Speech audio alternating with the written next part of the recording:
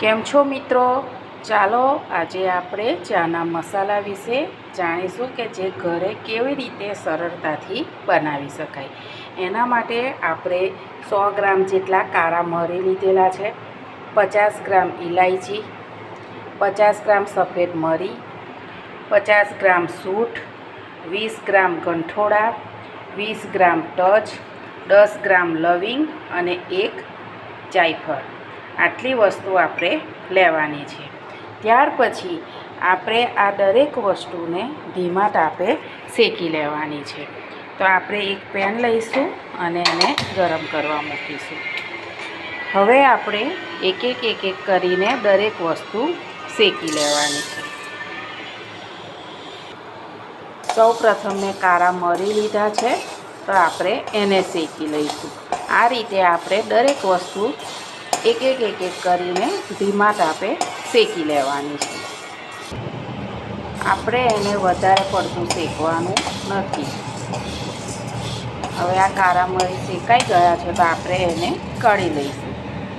એ જ પ્રમાણે આપણે ઇલાયચી શેકી લઈશું. એને પણ આપણે મીડિયમથી ધીમા તાપે શેકવાની છે, કે જેથી એ બળી ના જાય.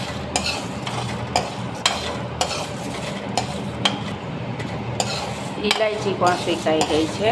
આ જ રીતે આપણે ધીમે ધીમે દરેક વસ્તુ શેકી લઈએ.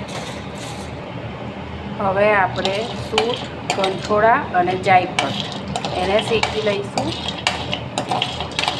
એ પણ શેકાઈ જાય એટલે આપણે એને એક મોટી થાળીમાં કાઢી લઈશું.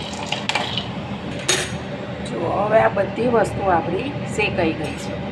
હવે આપણે એને રૂમ ટેમ્પરેચરે થોડું ઠંડુ થવા દઈશું.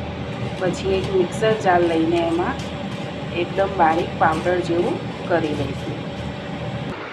હવે આ બધી વસ્તુ ઠંડી થઈ ગઈ છે, તો આપણે એને એક મિક્સર બાઉલ લઈશું અને એમાં આપણે બારીક પાવડર કરી લઈશું.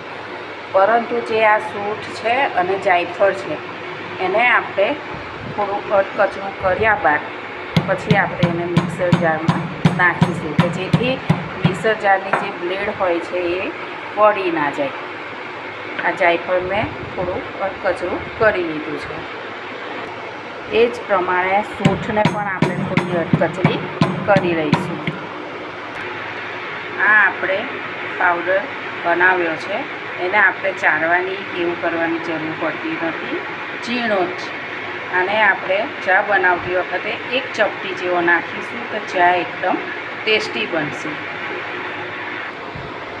હવે મેં દરેક વસ્તુ બારીક પાવડર જેવું કરી લીધું છે અને આ મસાલો તૈયાર છે. આ મસાલાને તમે એરટાઈટ ડબ્બામાં ભરીને 6 મહિના સુધી, 6 થી 7 મહિના સુધી સાચવી શકો છો. અને જે આપણે બજારમાંથી મસાલો લાવીએ છીએ એના કરતાં આ મસાલો વધારે ટેસ્ટી અને સ્વાદિષ્ટ બને છે. જો તમને મારા ચાના મસાલાની રેસીપી ગમી હોય તો લાઈક અને સબસ્ક્રાઈબ જરૂર કરજો. Thank you.